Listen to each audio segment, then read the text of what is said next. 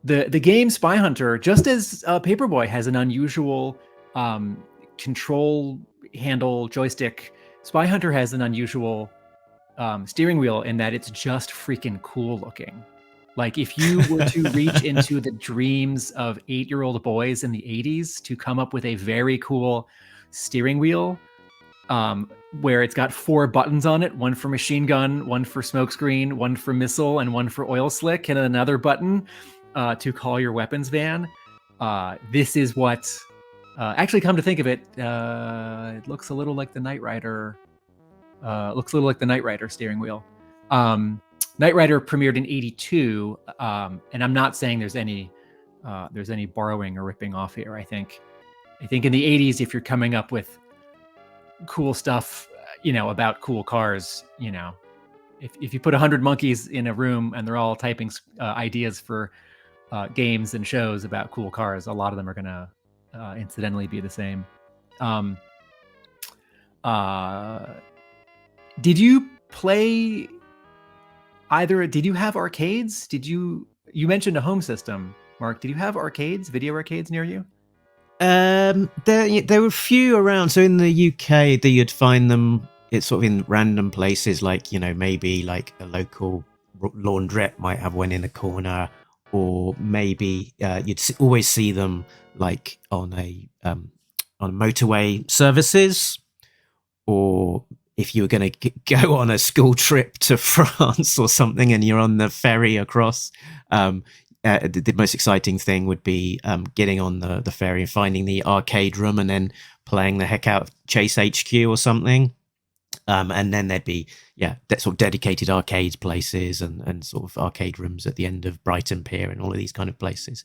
I wasn't necessarily massively into arcades because typically you would die very quickly, and so that was frustrating in terms of the amount of coins that you would have to get through to get very far.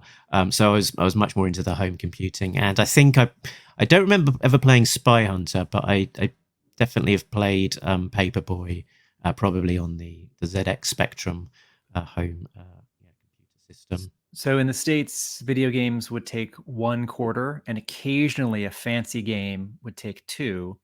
What did they take in the UK?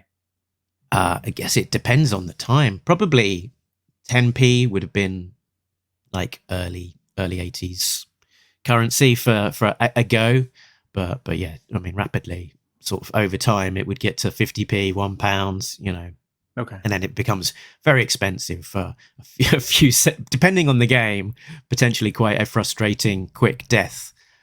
So a little bit of frustration.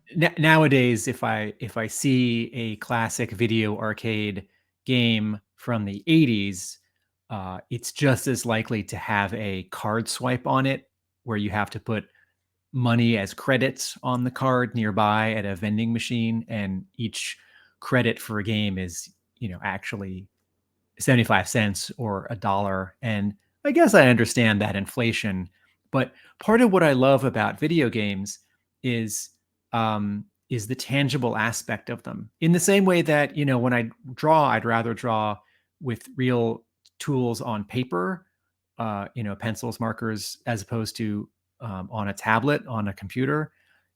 Part of playing video games for me, and why I didn't fully embrace playing them at home, is the feel of a quarter between your index finger and your thumb, hearing it roll and sink into the coin sort of bed, hearing the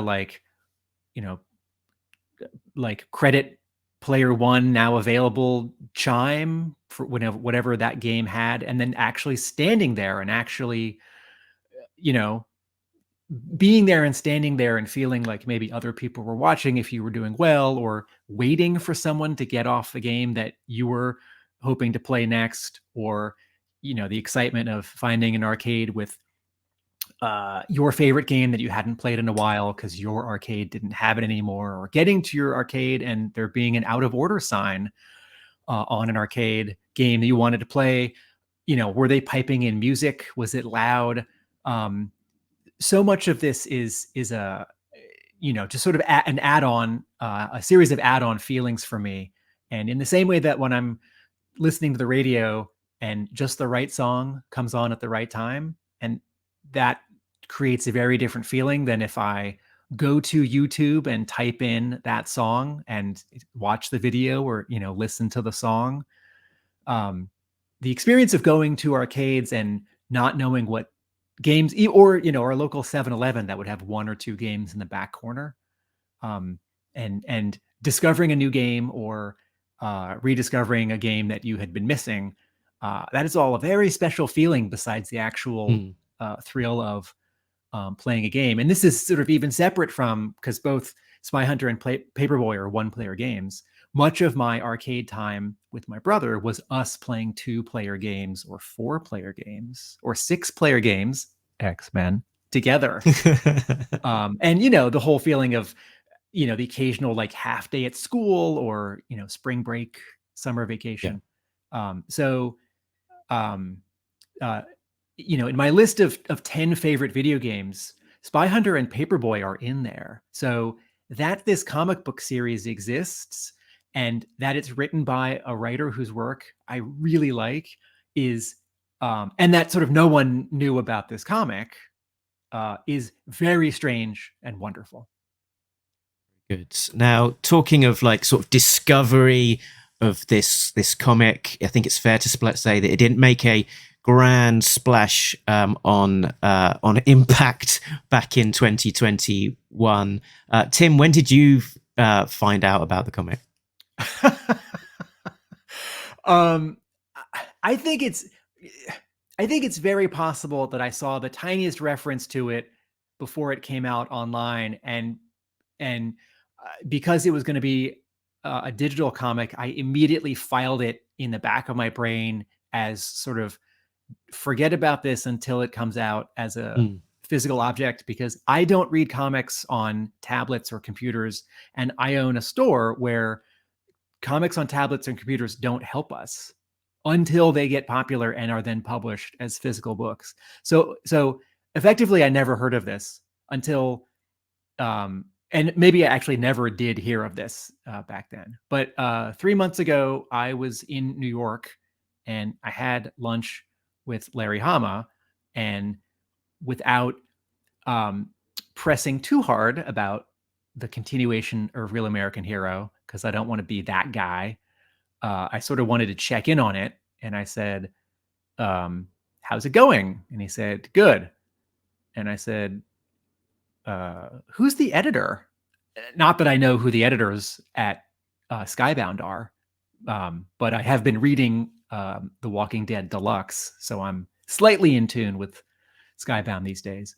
And Hama said a name that I didn't recognize, and he said, I've worked with him before. I said, what?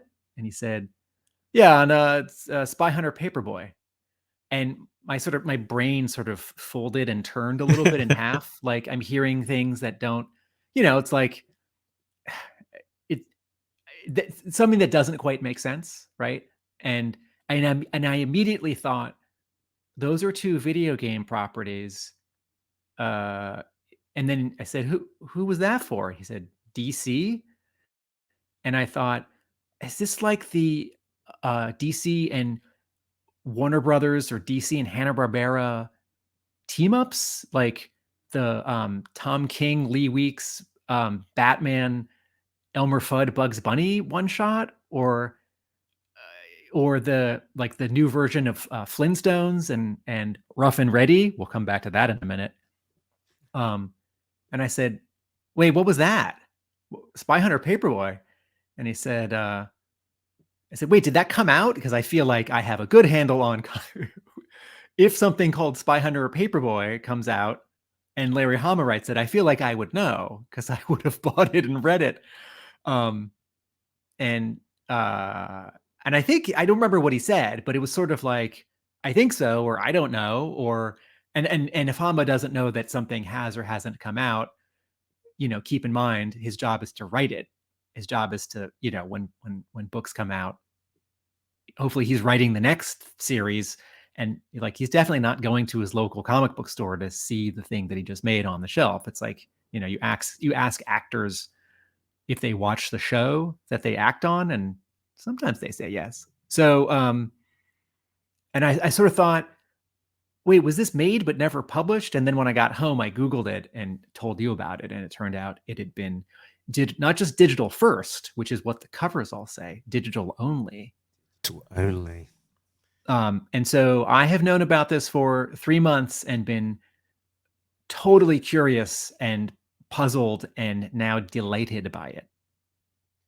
And the artist of the book, Mac Reynolds, who has got this incredible style, I'll talk about that in a second, but he will hopefully be joining us on a future show to talk about this project.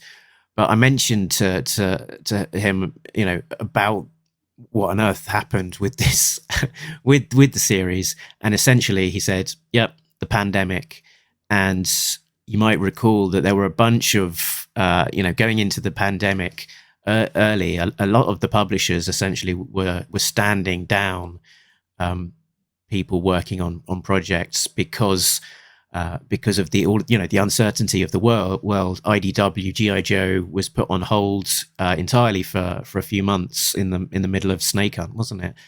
And so I think essentially all of the madness of the pandemic world, of the future of what's happening with comics, getting them printed and distributed and bought in the shops. I think this was just a casualty of that it would have otherwise made it into print form, but unfortunately became digital first and only instead because of when it came out. Yeah, yes, and I think it was between chapters 3 and 4, or might have been 4 and 5 of Snake Hunt. If everyone can go back 3 years, there were all of these questions about, how do we ship things? How does the world ship things if it's not safe for drivers who drive trucks or warehouse fulfillment employees who pack boxes to be there? Because, back then it wasn't clear how the coronavirus spread and what was going to happen. And, like the dollar books that Marvel was publishing, True Believers, they'd reprint fun key first appearances or first issues for $1. That imprint, that publishing plan ended, I think right at the beginning of the pandemic, because all of a sudden, if Marvel was going to publish anything, it had to be its most important things, not fun reprints that were maybe getting new readers into the books. So I have read over the years a few web comics where someone's doing 3 panels across or 6 panels across. Haven't really read comics where the unit is like a normal comics page, or if you're holding an open book in front of you, 2 pages. Because I'm not interested in that experience. I want to hold a comic. I want to be able to bring it closer or further to my face. I like to know sort of in my spatial memory if something's on a left page or a right page, if it's near the front of the book, the back of the book. And when it's just a bunch of rectangles on a screen and I'm just clicking, my mouse to go forward or back, I lose my sense of that. And so basically, without exaggeration, these 6 issues are the first 6 whole comic books I have read on a screen. And certainly if there had been some limited and hard to find and expensive print version of this book that had kind of snuck out, I would have gone to eBay to find that to read before we recorded this episode, than, make myself sit at the computer for even longer than I normally do. That said, Mac Rey's art does look great on a monitor, I suspect, because it's native digitally. We should also pause for just a moment and clarify, because we've used a couple names.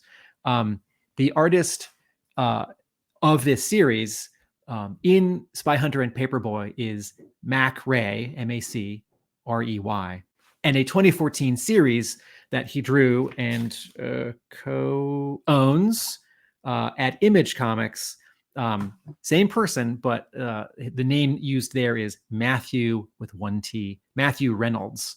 And on Facebook, he seems to have both names, Matthew Mac Rey Reynolds. So we can, if we get to talk to him, we can ask about his nickname or his artist name. Do you want to talk more about the art style, Mark? Yeah. So his style is sort of very animated in terms of the look of it, and it makes brilliant use of silhouettes. Sort of looking through his sort of Facebook, you can it sort of lays bare his sort of the melting pot of his influences of John Buscema, Michael Golden, Darwin Cook, Don Bluth. Well, this is me now adding sort of extra lenses on, but like the animation look of Don Bluth, and I'm sort of put in mind of as well the animation style of the film the Iron Giant, sort of all coming together to have a very sort of dynamic, very instantly, I guess, recognizable and sort of a sort of a popping sort of style that really jumps off the page or the screen in this case. What would you add to that, Tim? Yes, absolutely. Reynolds, Mac Rey is particularly in the Mercenary Sea, this earlier series, so much use of silhouettes, and I would go as far as saying there are very few comics that look like how he is drawing both of these comics. So he's not just drawing, he's also coloring. And his colors are great because he uses color to remind you when he's shifting focus from one part of a scene to another, like the good guys sort of to the left, and then we cut over to the bad guys on the right, or 2 hours later or the next day. I do see an improvement in his clarity of visual storytelling from the 2014 Mercenary Sea to Spy Hunter and Paperboy. And I wasn't seeing a lot of cartooning in the Mercenary Sea. And I was seeing a little bit of, and I was seeing some more of it in Spy Hunter and Paperboy, where the kid, the Paperboy, right, his eyes are just a little bigger than sort of everyone else's, so he does look like a character from animation and not from comics. And there are a couple of reaction shots of other characters sort of in surprise, where Rey is slightly exaggerating, slightly caricaturing sort of the face that he's already drawn. What we haven't said out loud, and what we need to say here, is that Rey is not drawing outlines on all the characters. So if you think of traditional comics art, the penciler draws like a circle, and then the inker inks the circle, and then the color artist colors inside the circle. And so the black outline acts as a lasso that keeps the color in. And what Rey does is, I guess if you conjure sort of the look of Samurai Jack in your mind, is no black outline. Now, occasionally he will put a color outline on one side of something as a highlight, if there's like an explosion or a sunset, yellow or red. But he's dealing much more with shape and blocks, like the block or the shape of a gloved hand, the block or shape of the bare wrist next to it, the block or shape of the sleeved arm next to that, the block or shape of all the shades, the shading on the secret agent sort of behind that arm, on the side of the nose, the side of the forehead, the side of the cheekbone, and the ear, and then another block or shape for sort of the rest of the face, and then this sort of block or shape for the hair.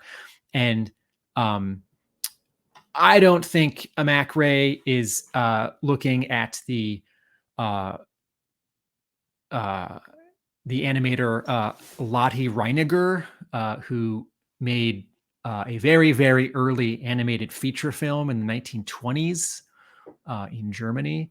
And it was a silhouette film. So there's sort of no details. Every character and every background element is just shown in profile, and it's just silhouettes moving back and forth. This film is called The Adventures of Prince Ahmed. It's a very famous feature-length animated film. It's not the first ever made, but it's the oldest surviving one. And if you think Snow White is the first animated feature film, that is incorrect. But I do think that Rey's art is looking beyond comics to maybe the design choices of Alex Toth, who certainly worked in comics, but also shadow puppets, which is why I mentioned a silhouette film like The Adventures of Prince Ahmed. And also his art reminds me of cut paper art, which again is related to silhouette work or shadow theater, where Rey is so concerned with the layers of a person and their silhouette in the foreground, another person a little bit smaller and their silhouette or not silhouette, right? If we can actually see them a little bit further back, some trees a little bit further back, and then like the water line, and then the silhouette of a boat beyond that, and then like a mountain or a cloud way beyond that. And because he's not using outlines, and because he's using a lot of flat colors, and because he's using a lot of silhouettes, he's adding a lot of atmospheric perspective into his color, where things that are further away have a little bit of a haze in front of them, right? If it's a daytime scene, a little bit of a blue haze. If it's a sunset scene, a little bit of an orange or yellow haze. And you have to be really good to draw with less detail and with no lines to be able to clearly arrange all of your elements so that they're clear. And maybe a good example here, Mark, I don't know if you have this available to go bigger, but we can see it right now. We can see it right now at this moment, is the cover to issue 3, or even the bottom panel of the cover to issue 1, where cover to issue number 1, right? The car, the Interceptor, is in front of another silhouette, but you can tell what its shape is, right? And every element on that panel, right? The bullets that are chopping up the road, the car, the pursuing motorcycles, the helicopter, the building in the background, the road itself, the street lights, right? These things are all very carefully arranged. And I think someone who's young, or if I were young and I looked at this and I wanted to break into comics and I was getting better at drawing, I might look at this and say, well, there's not a lot of detail. This guy isn't very good. But that's not what's going on here. One has to be really talented to be able to arrange all of these elements. And I think Rey does a better job in Spy Hunter and Paperboy. I think he's made some improvements in this regard. There are a couple of moments in The Mercenary Sea where I'm looking at a panel and I'm thinking, okay, I think I know who everyone is here. I think I know where we are.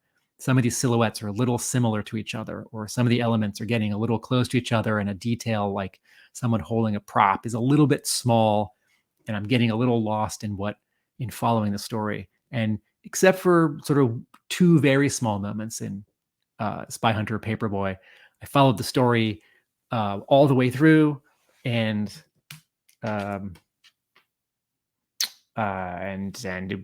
enjoyed it. That sounds like a good segue into talking, into having a little plot briefing and hearing about actually what the story is all about.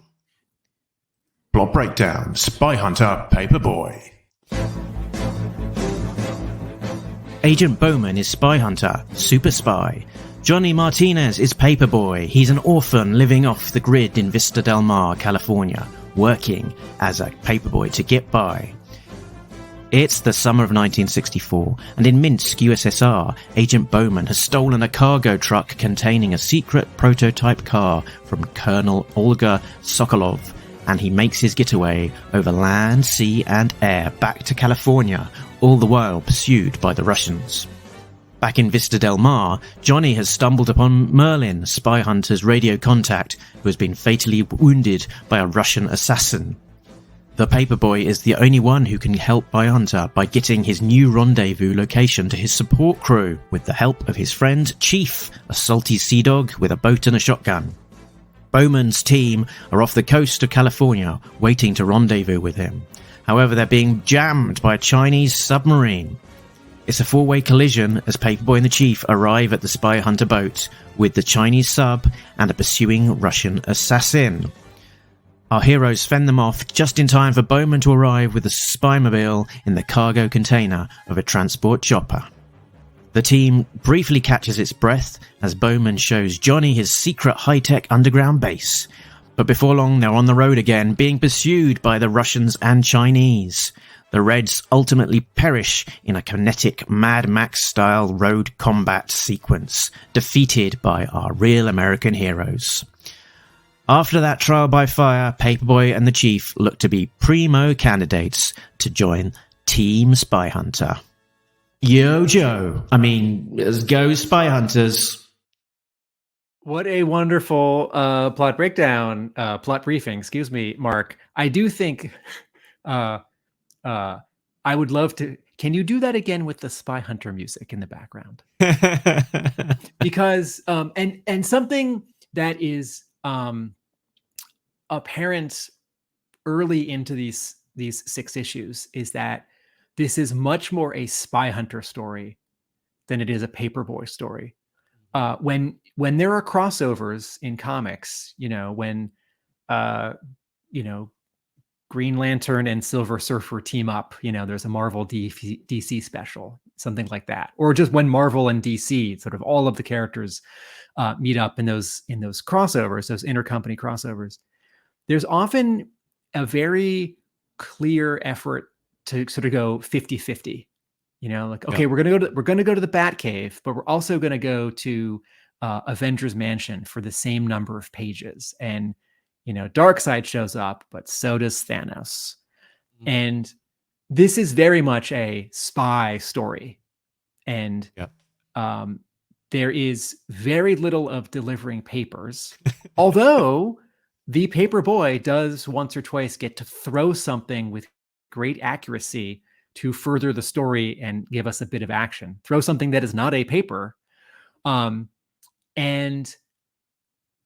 to the extent that there is no story in the Spy Hunter video game, and I'm really just paying attention to the original Spy Hunter video game. If I think I played Spy Hunter 2 once or twice. I never played Super Spy Hunter, and I certainly haven't played what's the one?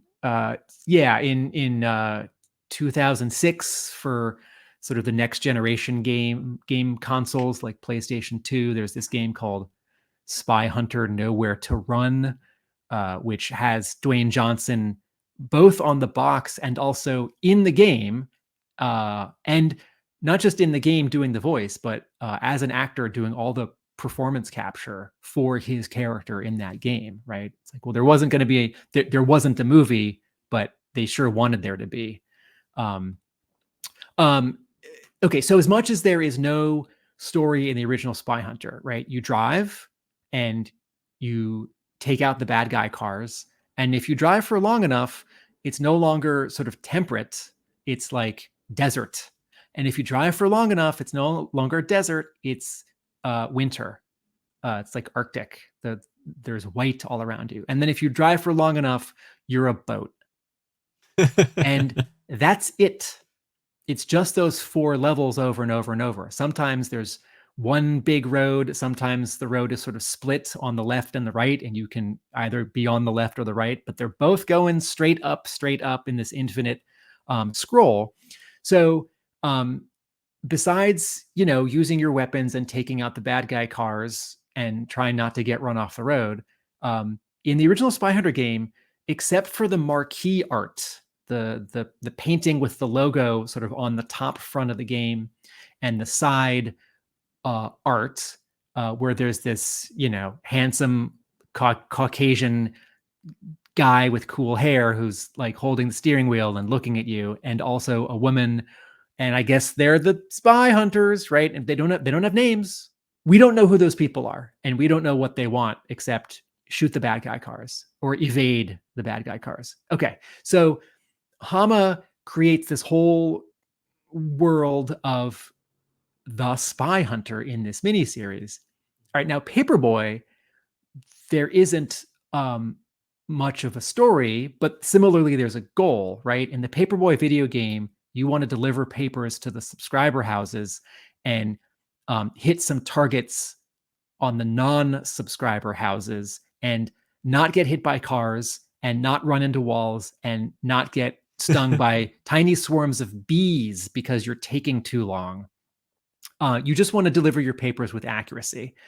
But we don't know the kid's name. And I think we do know the name of the town or the street. I forget. I think it's like on the second screen after you put in your quarter. But to the extent that Hama is combining these two, I guess I'll say the word brands, this is very much 80% Spy Hunter and 20% Paperboy, because there's 2 or 3 sort of small references in the miniseries to the kid being a paperboy and delivering papers and thinking about his route and picking up a second route because he needs to earn more money, or being worried about missing his deliveries tomorrow because he's about to be a spy. But what I'm spending a long time getting at is you can imagine the world of the Spy Hunter video game going a step further, where you do 1 or 2 more things besides just drive. And we do see at the end of the series a couple panels which look just like the video game, and thank goodness. But we don't see the sort of visuals of the Paperboy video game in this comic book miniseries. Yeah. We don't see the suburbs. We don't see a barking dog. We don't see a drunk man or like a hearse trying to mow you down. There's no training course, like obstacle course. We're not worried about crossing a busy street and a car hitting us. And I feel a tiny bit like this thing that I love got left out. But I think whatever assets Hama was given, like I'm just going to take a guess that Larry Hama didn't play either of these video games in the 80s. Or if he did, it was once or twice. And in 2020, 2021, when he was writing this, he didn't remember, right? So I'm going to guess that his editor sent him some cues or some links or some JPEGs. Hama did some research on his own, brought in some stuff from, the Spy Hunter game as much as you can, and then just ran with it. It's like, okay, I'm going to make a spy story. I think when I had lunch with him, I said, after he said the title, and I laughed out loud, and I said, wait, like the video games? And he said, yeah. And I said, what does it have to do with those?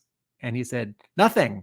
I said, it might have been, I said, oh, Spy Hunter, I can understand, but Paperboy, how do you combine these? What does this have to do with Paperboy? And then I think he said, nothing. And then he described this kid, and he said, well, I had made this homeless kid without parents, and he gets pulled into this world. And I thought, oh, that sounds like a Larry Hama concept. Sure. So I'm on board. Yeah, and just to sort of put a nail on the head of one of those aspects, that it was a nice touch, and sort of did take me slightly by surprise that when it did happen, that there were these overhead moments in that final issue where they have this grand chase sequence, and they do have this very Spy Hunter moment of the video game where you do have several panels of kinetic car driving action, of racing and knocking into other cars and all of these kind of things. just like the game. And it took me, I think it was probably only actually on my second read that when I saw that, and I was like, oh, hold on, what have we got going on here? Oh man, when I finally got to issue 6 and I saw those, I turned the page, or I clicked over to the page, and I saw the panel or two that matched the POV of the video game. I smiled and chuckled and said, "Thank you, God," out loud, because I really wanted that in issue 1, and was figuring by now we weren't going to get it, because similarly we hadn't seen a kid delivering newspapers, in the suburbs. This series, not only is it the best G.I. Joe story you've never read, and and Mark and I are being a little cheeky when we make that claim, because there are some characters here where you could sort of, as an analog, swap them out and put in a G.I. Joe character.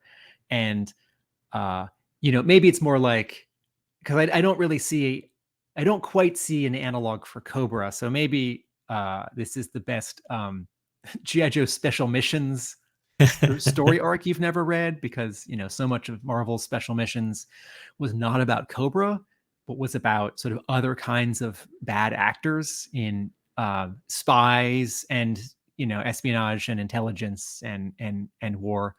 I do want to go back to just one quick visual cue. A few minutes ago, you had the sort of maybe the box art, or the instruction art for Paperboy, which is a redrawn version. Yeah. So although the iconography of the video game is not in this comic, and for that matter, the kid that we see here in this drawing is definitely younger than the kid protagonist of the comic. And, in the comic, he doesn't have a baseball cap on, much less backwards. Anyway, but if you see how he's throwing this newspaper here, and then Mark, you go back to your slide, which has the cover to issue 1, one of those panels, Mac Rey is drawing that with our new character, with Agent Paperboy, and no one calls him Agent Paperboy except just now. So we were talking about this idea of this being the best G.I. Joe series you've never read, and so what are the factors that make that up? So first of all, you've got Larry Hama as the writer, and he is writing in a very Larry Hama way, which sounds facetious, but it's true.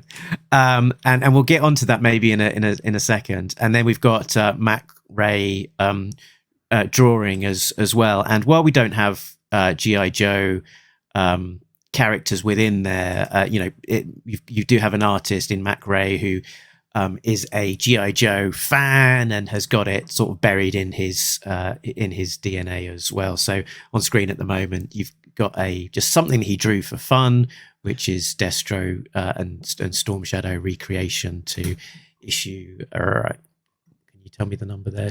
38. And can I just add one quick sentence? Between the Mercenary Sea and Spy Hunter and Paperboy, in Mac Rey's art and storytelling, you see someone who could well handle a G.I. Joe script. Absolutely. It's not like he did a bunch of superhero stuff or like kids books with funny animal characters, and then he's doing Spy Hunter or Paperboy and does a good job. The art style in terms of color and no line doesn't look like G.I. Joe, but everything else about it could be G.I. Joe. So Mark, please continue. So yeah, he's shared pictures of Storm Shadow that he's done. He said what an inspiration some of the Michael Golden art has been. He's even shared some of his classified collection that he's been buying. And if we're having a sort of an analog to G.I. Joe issue 1 back in 1982, he was also working on a project called Vic Falcon, which I believe was to be a creator-owned project with him and Larry Hama. So it didn't come into fruition. but I understand that they were working on it and for a while. And if you squint your eyes at this, you can kind of see in the way that Fury Force birthed GI Joe for Larry Hama, that I think Spy Hunter was somewhat born from the work that Hama and Mac Rey were doing in terms of coming up with their project for Vic Falcon. Can I also throw in 3 other sort of maybe not influences, but things that are in the ether? This is conjecture, but looking at these characters and thinking about this milieu, right? You have said James Bond already, but this is very much Hama, making a kind of James Bond mega story. But this also looks back to Terry and the Pirates and Steve Canyon, right? Newspaper strips, and Johnny Quest, where you have this kind of adventure with a kid or kids and grown-ups, and it's international, not just in sort of where you go, but the antagonists, and you have land and sea and air sort of travel and action. Okay, back to you, Mark. Yeah, and sort of you squint at some of the characters, and you could imagine them being GI Joe characters, or characters from Jaws, in certain cases. And you've got these great villains that they've come up with, and with Sokolov, the main Russian female lead, very much a deadly femme fatale. She's a stunner, but she also will quite mercilessly shoot a civilian and leave them for dead on the side of a road if they get in her way. And that's sort of coming up. Who's the female villain in Nth Man? Oh, I don't know off the top of my head. Okay, Tim. well, that's on my to read part, my reread pile. I've read it twice, but not in over a decade. So apologies to our fans who just read it and are like yelling at the speaker, like, "You idiots! It's so and so." But the first 2 panels of this and the slide you've got up right now, this miniseries is also, in the way that Nth Man is a cousin to GI Joe, this series is another cousin to both of those. Absolutely. And please continue. Yeah, I mean, sort of into the sort of crafting these strong characters, the villains and the heroes alike, for what is essentially an IP this IP project. It seems like an undeserved level of quality that we're getting in terms of this cracker of all of these brand new characters, this world that's been created, the story and the art. And I was touching on again sort of what makes this the best GI Joe story that you've never heard of before. It's very much the Hamarisms that we see. So if we have a Hammer time. Some of the things that caught my eye here were, of course, as on the screen, we've got a very strong female villain. We've got a diverse cast. We've got the use of white phosphorus, which is a thing that I really only know about from GI Joe, and it also has shown up in Marvel's The Nom. True. Which also has Larry Hama's involvement in it. But typically when they use white phosphorus in the battlefield in G.I. Joe, there'll be some character sort of calling out that it's that there's a UN convention that means that you can't use it as a conventional weapon. And they're using it a little bit willy-nilly here, and with no qualms. Well, it's 1960. Yeah, it's 1964, which is pre-1980 UN convention restricting the use of certain weaponry. So they didn't have the same level of bans in place. So they can use it to their heart's content without worrying about the UN. We've also got the Larry Hama specific technicalities of weaponry that we are so used to and love, without too many asterisks and editors' notes about the use of the weaponry. So you get dialogue the likes of, "Your standard issue Makarov is no match for my full auto Stechkin with extended magazine," which is just thrown into a battle sequence.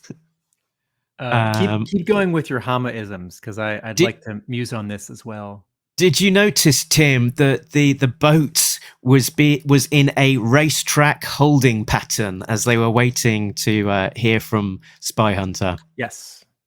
And that was a holding pattern that we had the C-130 above Cobra Island in the run up to issue 300.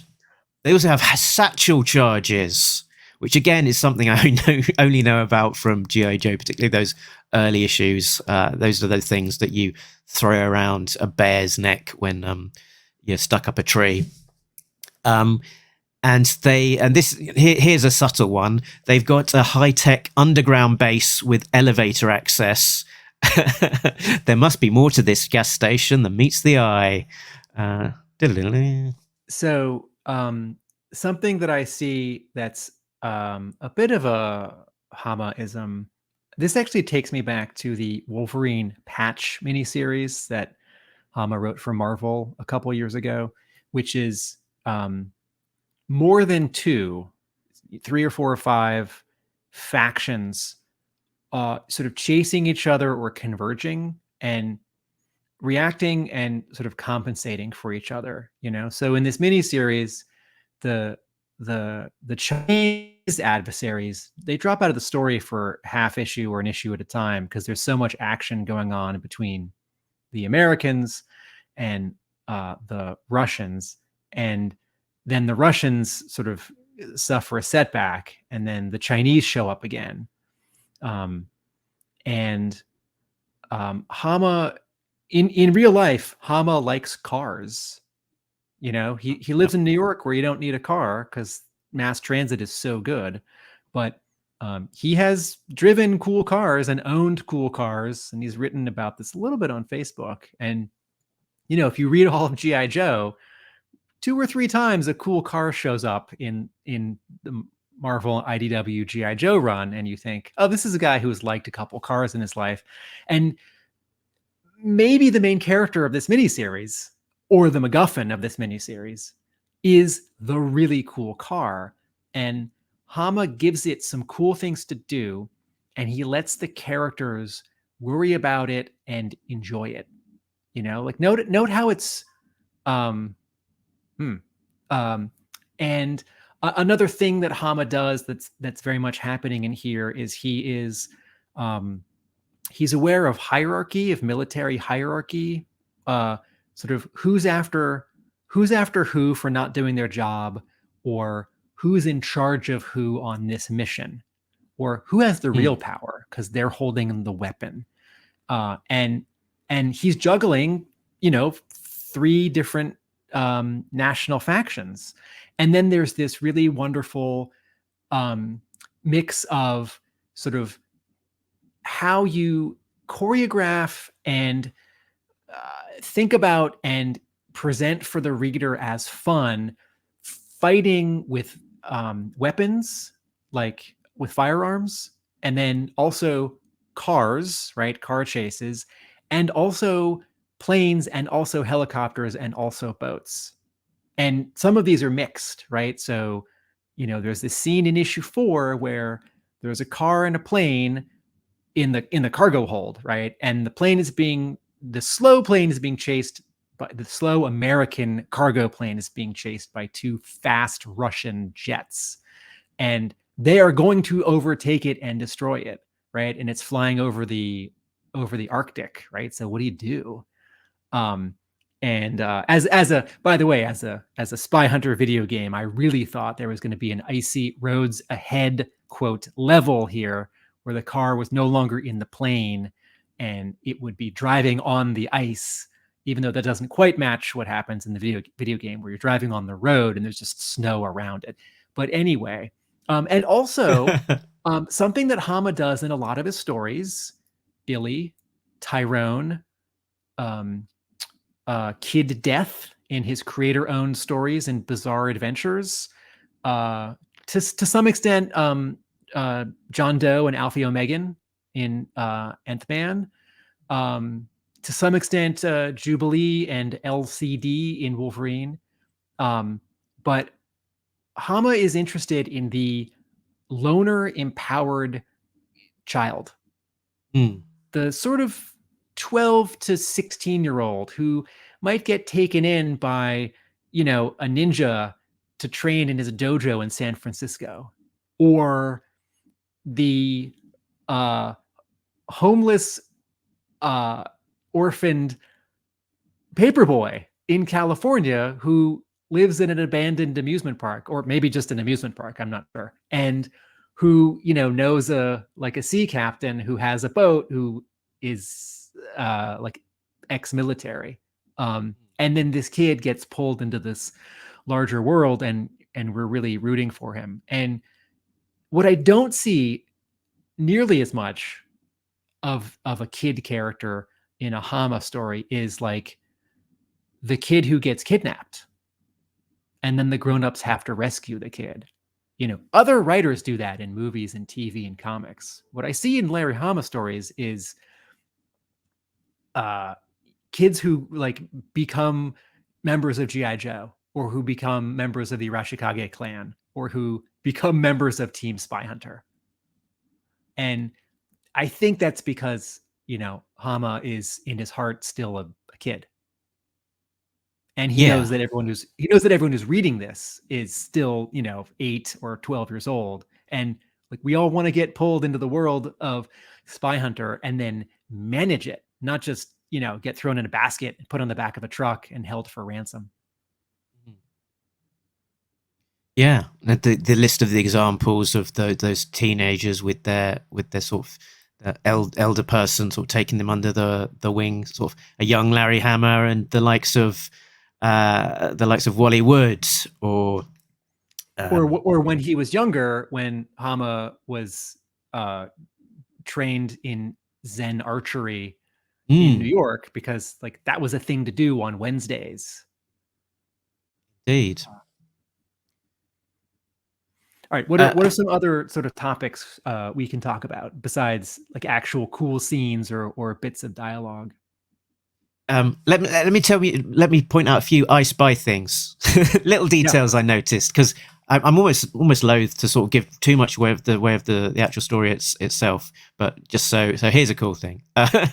Early on in issue 1, on the side of a van just outside Paperboy's abandoned carousel where he lives, you've got Dastardly and Muttley there on the side of a van, which is a kind of nod to I guess Mac Rey working on the Rough and Ready series about a cartoon animals, owned and published sort of under the Warner Brothers / DC wing. I was going to get to another I Spy. Yeah.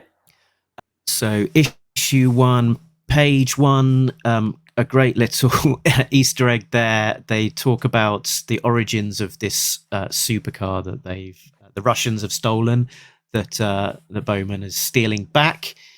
And Sokolov says, "We have gone to great lengths to purloin this vehicle, which was developed for a certain secret agent in the wet works department of the British Secret Service." So it's quite funny that they're having a nod to James Bond there, page 1, issue 1, about the origins of the car, when the origins of the video game were also that it was originally designed to be a James Bond car. As a kid, even though I didn't know that the Spy Hunter video game had been attempted to have a link officially to James Bond, knowing the Peter Gunn theme, not knowing what it was specifically, but knowing that it was just a spy thing, sort of somehow related to or adjacent to James Bond. Spy Hunter always felt to me, and I think my brother, as James Bond-ish, because you see the 70s James Bond movies with this car that can do all these things. Yes, Hama is having some fun here with this one bit of dialogue. My other bit of I spying and Hammerism almost as well is you've got these two pilots, Trip and Dean, who are piloting this C-119 transport, which is very much like the pilots Peher, that's P-E-H-R, and Lovett, who were from issue 196 and more of G.I. Joe, who were these transport drivers of the same sort of transport plane as used here.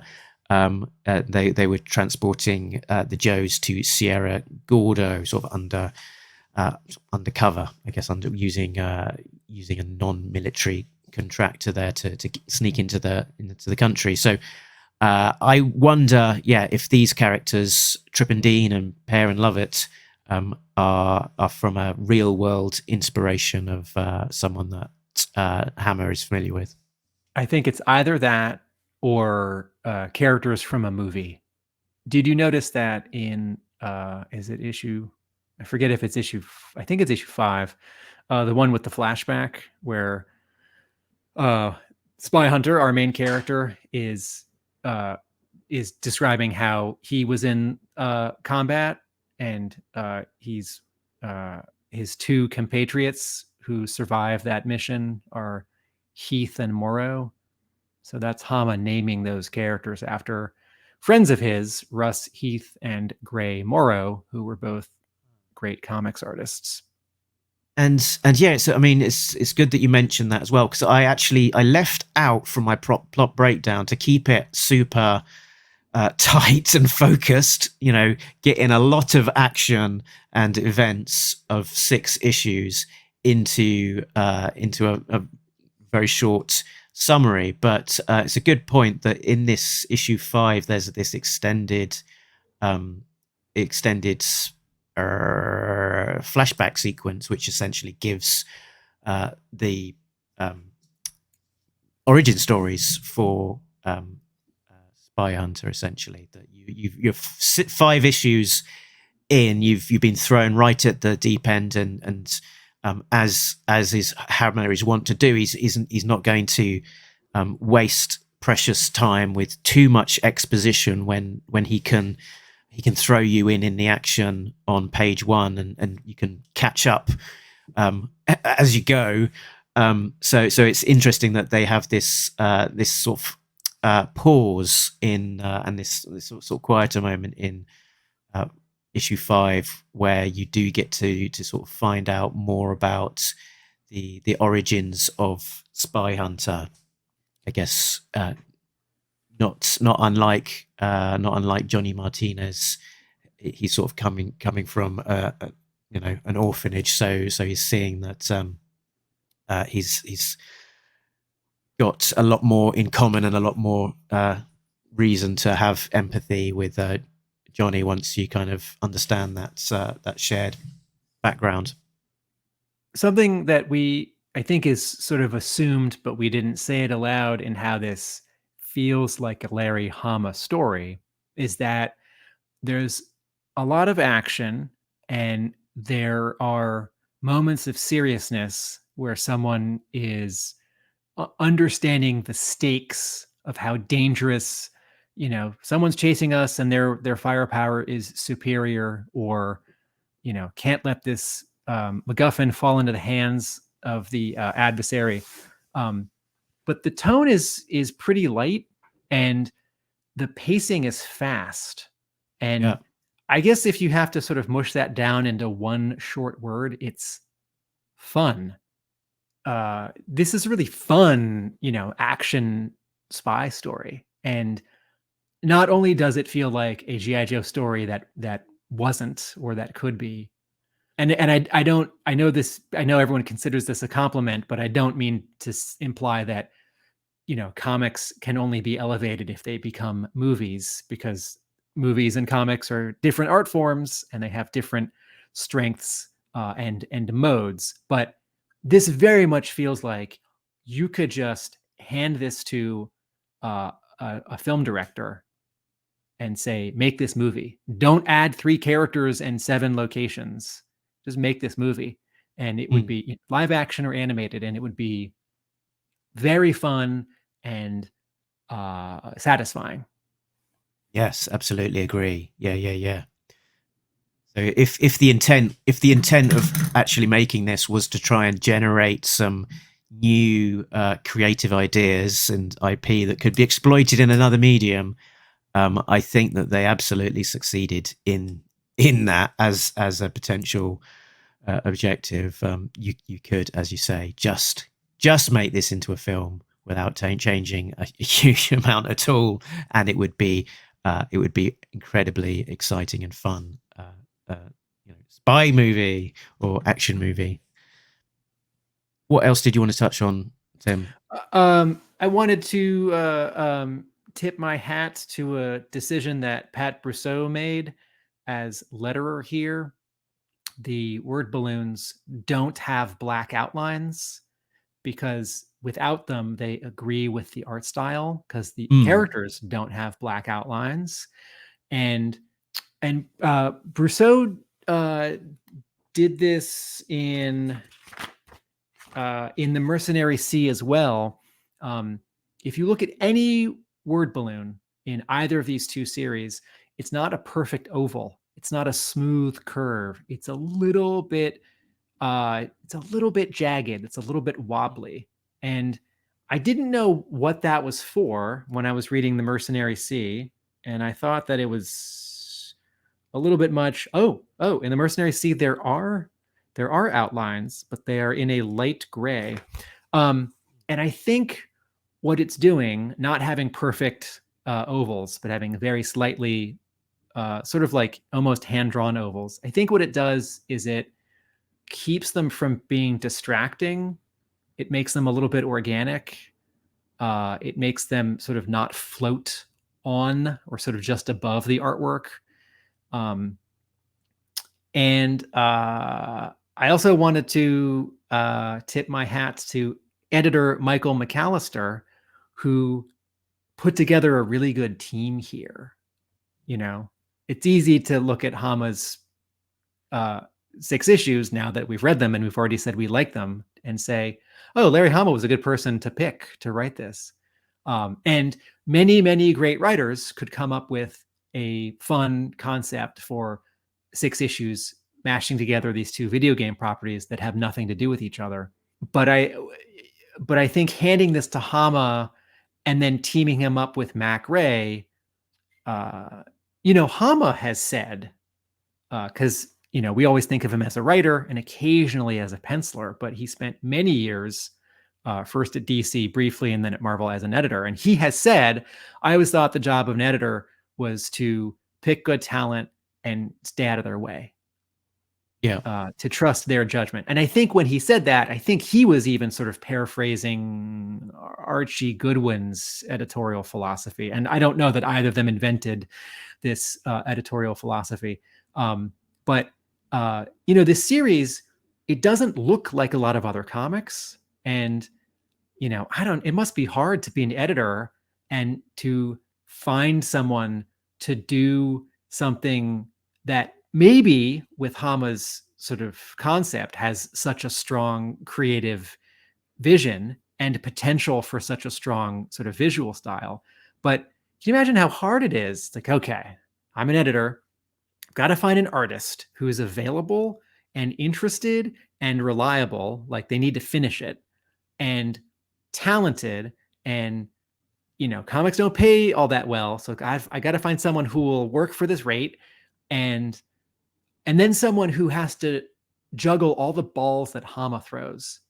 because one of the things that it's a Hamaism that we haven't pointed out yet. This series is full of gear and vehicles, very specific vehicles. It's not just like a car from the 60s. It is a very specific car that the Russians used to that they sort of invented and customized to transport political leaders, right? Or a very specific kind of submarine resupply station, like a floating submarine fix-it station, and very specific guns and heavy armament and planes and helicopters, and sort of the only and then Rey the spy hunter vehicle, which I don't know how much he invented it or changed it from the versions that have been in the video games. So I think McAllister, as editor, had really good taste here or got really lucky. And man, I so wish this was available as a soft cover, because I feel like it's a little bit of a hard sell because the title is confusing. Wait, you mean like the video games? But I think once you flip through it, you're like, oh, this looks cool. And then this is a book I would love to hand sell at my store, like pick it up, show the cover, open it up, and then give the 1-sentence description. I put on a picture on screen there just to illustrate your point that you made earlier there about the specificity of vehicles. So that it's not just that Bauman's crashing through cars in Minsk as he's being chased by this armored vehicle behind him. He's plowing through Skodas, Zills, and Trabants as he's going. There are 2 or 3, not even scenes. I guess one's a scene, and sort of little moments or interludes where I think Rey's storytelling could be a little clear. Here on page 3 of the first issue, this is panel 4, and it might be much clearer as Mark is presenting it because we're so zoomed in. I thought Bowman was tossing a grenade, and I wasn't sure why it was going back. I thought, oh, is he going to blow up the thing behind him? And I turned the page and there was no explosion, and no one says anything about what he just tossed. And then I thought about it for a moment and I realized he's tossing his hat, I think. Yep. I think he's wearing a cap and his cover's been blown, so he takes off his hat and chucks it. Yeah. So could be clearer. And issue 2, pages 4 and 5, and here we're looking at page 5. This scene where there's a car passing another car, and I thought this could be a little clearer. And I think some of this is the silhouettes or the lack of detail, but I think more of it is sort of when Bowman and his car are facing left or when they're facing right. So in the top panel, they're going to the right, and then the next panel, they seem to be turning around, and then in the third panel, he's now facing left, which suggests he has successfully turned around. And then in the next panel, I can't quite tell. Okay, I think he's turning around again. So is he? Yeah, I lost a little of the thread of sort of which way he's trying to go to get away from the cars that are chasing him. Yeah, so on this top panel, he's bursting out of the back of this truck and driving away, but then he goes into this power turn to do a 180 around, and then he turns around and shoots past the truck that he's just come out of the back of on the bottom panel. And I think the thing that looks a little bit confusing about this page as a whole is that panel 1, as he's coming out of the truck, and the bottom panel 5, as he's driving away, he's facing the same direction, but the truck that he's passed is facing a different direction. So it's a tiny bit confusing, but I completely followed that one. This page is actually the one that precedes the page that probably had the biggest impact on me. reading this this series, the biggest sort of shock moment is that Bowman, Spy Hunter, has saved this civilian, and Sokolov just finds her, an unnecessary distraction and shoots her by the side of the road. And as their armored vehicle drives away, it leaves tread marks in the road as it sort of paints her blood across the road. It's quite a shocking and impactful moment in the course of the series. Yeah, both in terms of story, because we haven't realized Sokolov is so cruel and efficient, but also in terms of visuals. And Mac Rey, uses silhouettes to great effect. So this very powerful, very legible silhouette of the shot being fired in panel 2, of the shot being received in panel 2, right? This character who's tense and in control, and then this character who's losing control as they lose their life, and then that dot of orange red in sorry, did I call it panel 2? It's panel 3, and then this dot of orange red in panel 4, which makes both the pool and also the trail. And then you get a little bit of fun tech in the bottom 2 panels with the cool buttons and the cool TV screen on a spy car in 1964. And then there's one more sort of art thing that I wanted to point out. Can I give you another page to find? Issue 3, page 20. And here's another moment. This is something that I found a tiny bit distracting when I read The Mercenary Sea, and I was sort of cautious about coming into Spy Hunter Paperboy, and I'm happy to say only happened like 3 times and wasn't really distracting. It's sort of this very mild reaction I have where artist Mac Rey is often reusing assets from panel to panel or page to page. He's doing a little bit of copy and paste when something hasn't changed or moved in one panel to the next panel or a later panel. Or sometimes he's sort of, quote, zooming in the camera, or like a bunch of background elements stay the same, and then a couple foreground elements, like characters, move a little bit from one panel to the next. So that happened a little bit more in The Mercenary Sea than I would like. And I certainly understand when you draw comics, monthly comics, anything you can do to make it go faster, copying, pasting, reusing elements is fair game. If I notice it, sometimes I'm distracted, and I would prefer the artist to have redrawn a thing and try to draw it the same, even if they're sort of tracing it from a previous drawing. What happens here is, what's this character's name? It's not Quinn from Chief. Jaws, but Chief. Chief realizes that this agent that they thought they finally just killed, who's sort of been hard to kill, snuck away from where they're looking and is stealing his boat. And he says, "He's hijacking my Betty!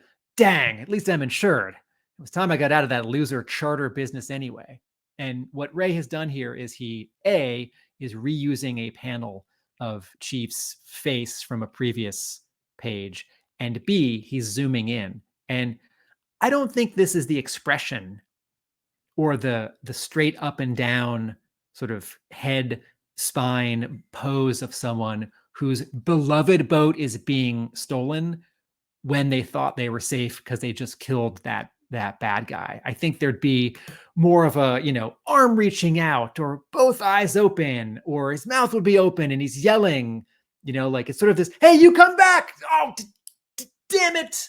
The fist on the railing, twisting his spine as he's taking a step to sort of run toward, but he can't jump in to go after the boat. And what we have here is just a calm, a little bit of tension, little tense close up of a guy frowning. And I don't think that's commensurate with, like, he stole my beloved boat, even if he then says, "Well, it's okay, it got stolen." I think this panel needs a little bit more sort of surprise and reaction. And again, this is 2 things. This is Rey, I think, as, quote, film director, placing his, quote, camera in not the optimal place, and B, maybe making that decision because he can just grab an asset from a previous page and make it bigger or smaller. Yeah, makes perfect sense. I'll just pause a second to try. There's another page where something similar is being done, which initially I thought, does this bother me? But then I thought it worked quite well. And you thought it'll bother Tim.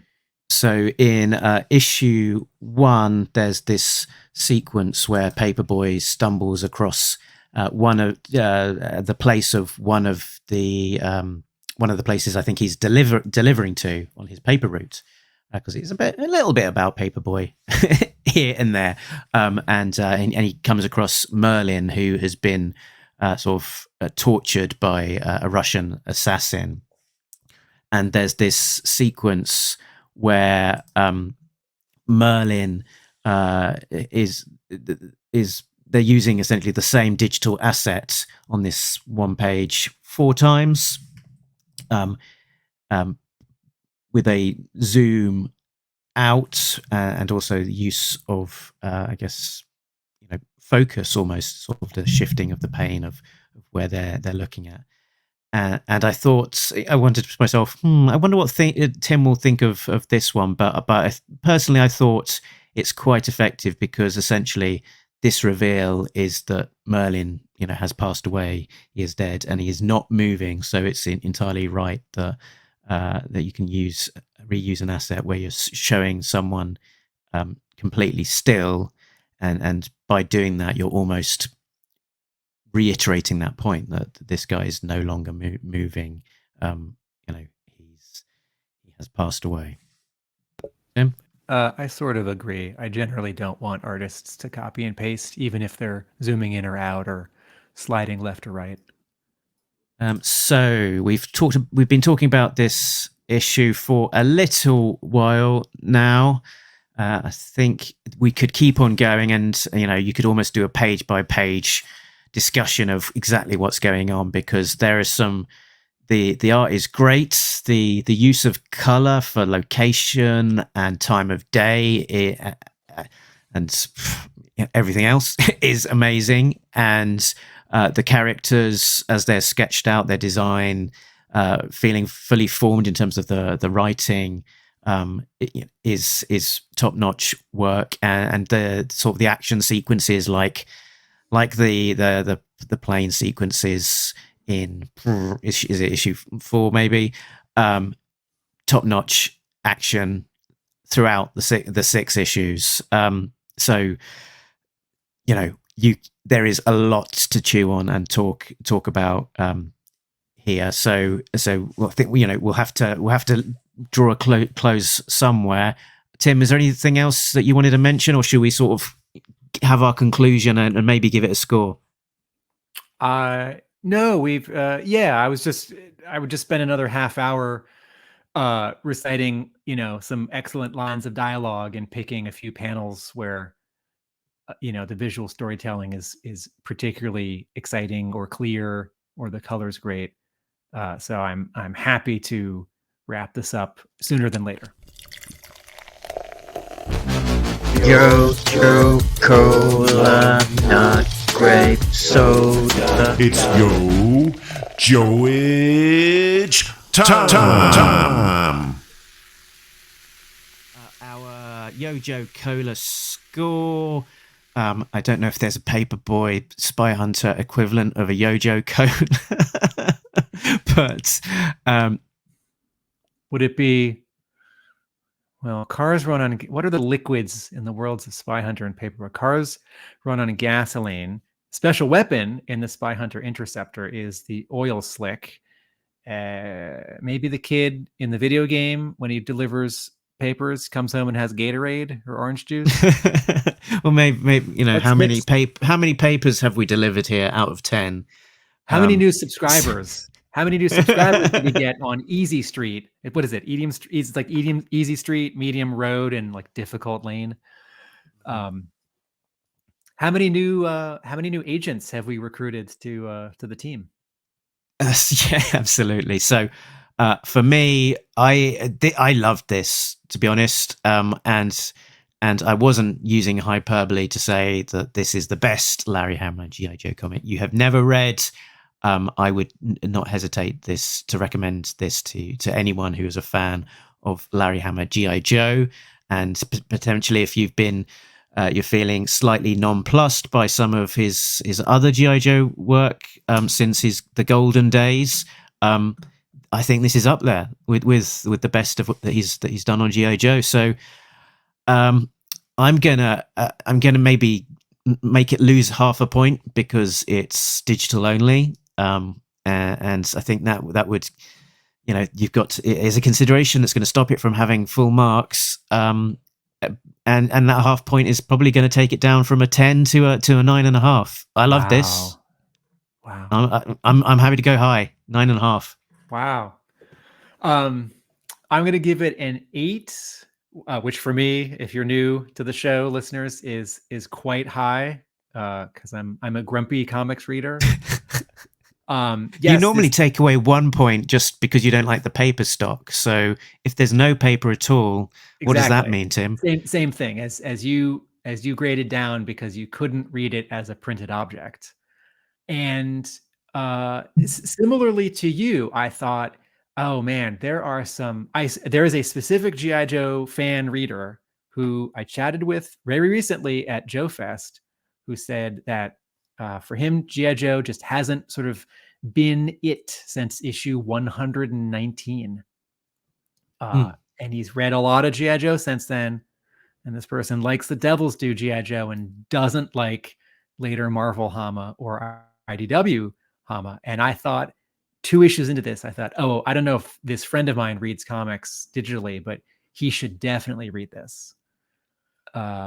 There are some very small things I have with the art. We're looking right now at this at all the covers, and just a little thing like the covers to issues 1 and 3 and 5 have helicopters, but you can see the rotor blades, which feels like a tiny something is a little bit off about it, because it feels like if you can see the rotor blade, it's sort of a moment frozen in time, but the rotor blades are going so fast. If you think of movies or, I don't know, real helicopters, like you can't see the rotor blades unless they've like set down and the engines are off. Anyway, let me phrase it differently. Mac Rey draws the car and the action with such verve, right?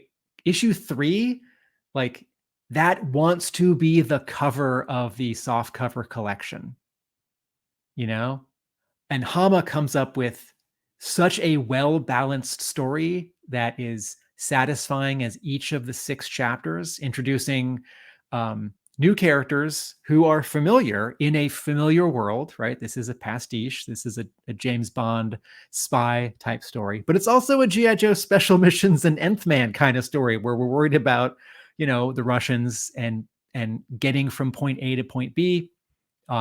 Great action, great characters.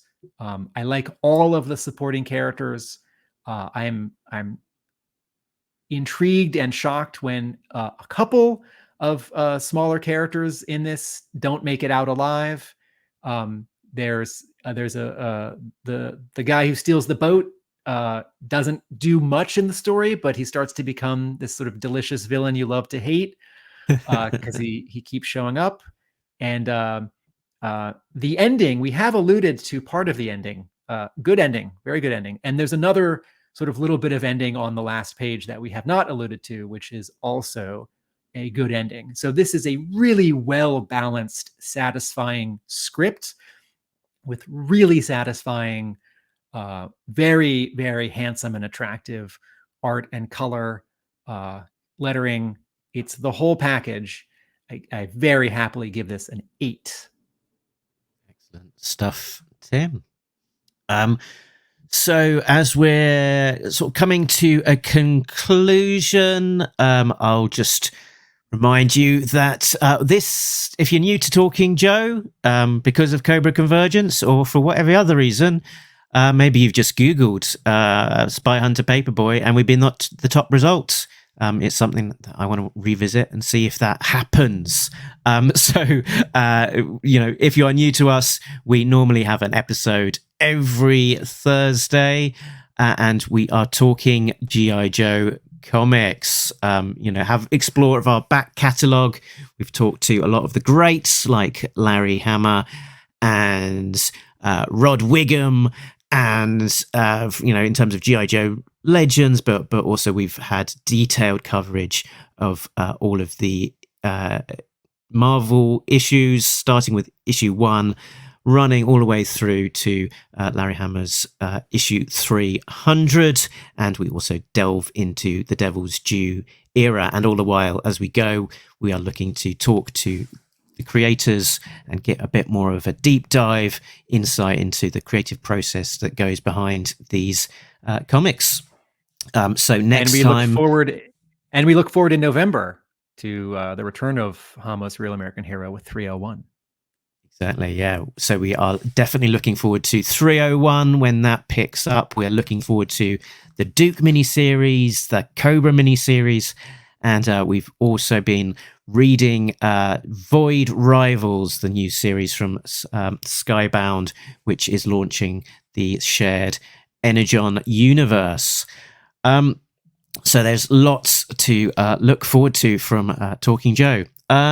So where can you find us? We're in, you can find us from talkingjoe.co.uk. That is the website, and which has links to all of the places.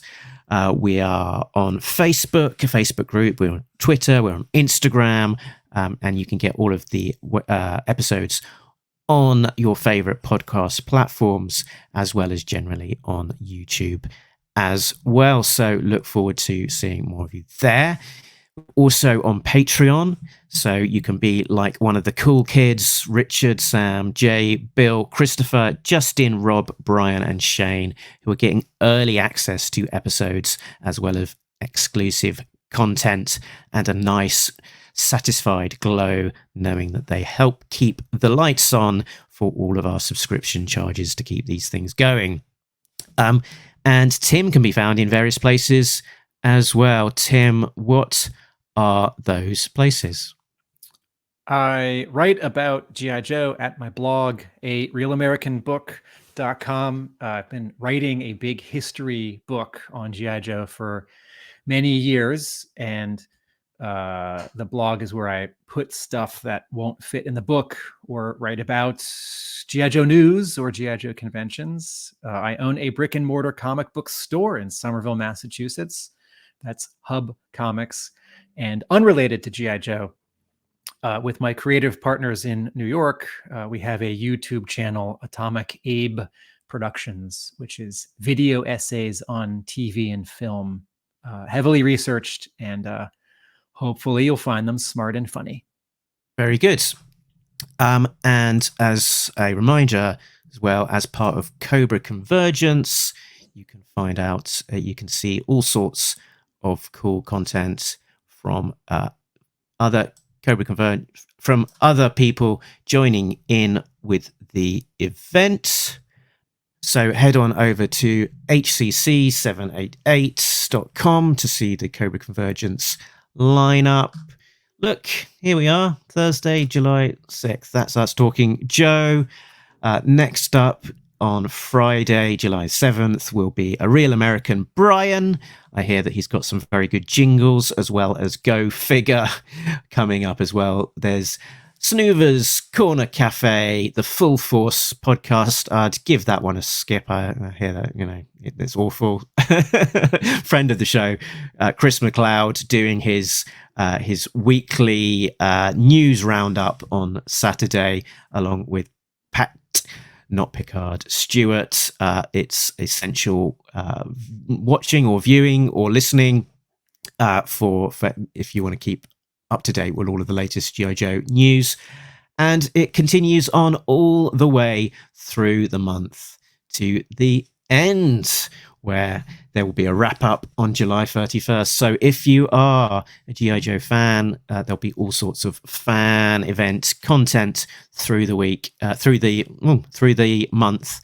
and hopefully you'll discover some interesting new stuff there. Back on video just for the ends there. So I think we're done, Tim. And what do we say when we're done and we're wrapping up? Nobody Beats Talking Joe, an international podcast. Excellent. That just got rid of any of our new viewers. They're not coming back. Laters. The Convergence is back. Cobra Convergence 7 is about to begin. This July, Cobra will again turn the world blue. Cobra Convergence is an annual month-long event when G.I. Joe fans from around the world come together to celebrate G.I. Joe's enemy, Cobra. 31 days, 38 presenters, including podcasts, YouTube channels, toy photography, and more. The G.I. Joe fan community will present special Cobra content every day in July. Sergeant Slaughter's Slaughterhouse, Woodman, 29, HCC 788, Sparkster 1701, It's Chad, What's on Joe Mind, Cobra Island, A Toy Kinda Move, Talking Joe, Go Figure, Real American Brian, Snuva's Corner Cafe, The Full Force Podcast. Go to hcc788.com for a calendar of presenters. Follow them all so you don't miss a single episode. This year, Cobra has deployed their spies, infiltrators, and double agents to destroy G.I. Joe from the inside. You never know who could be a Cobra agent. The Skull Review, Joe Motion Videos 82, codename Cujo, Half the Battle, Peg Warmer, Jay Bartlett, Chaplain's Assistance Motor Pod, Toy Connection, JLS Comics, Action Robot Punch, Audible Interlude, Order of Battle, Yorktown Joe. Cobra's espionage division is looking for more spies and saboteurs. You can join the wave of blue and march with Cobra to world domination. Check hcc788.com to learn how you can join. The Joe on Joe Podcast, My Side of the Laundry Room, Rob Vegas, The Photo Viper, G.I. Joe Bird, Ratface 44 Review, Island of Misfit Toys Collector, Treasures for Trigger, Anything Joe's, Toy Domination, Codename New 202, Articulated Points, Podcast from the Pit, Agent Chuckles. Cobra Convergence 7 kicks off July 1st and ends July 31st. The calendar is live at hcc788.com right now. Follow every presenter so you don't miss any vital communiques. See you in July. Cobra!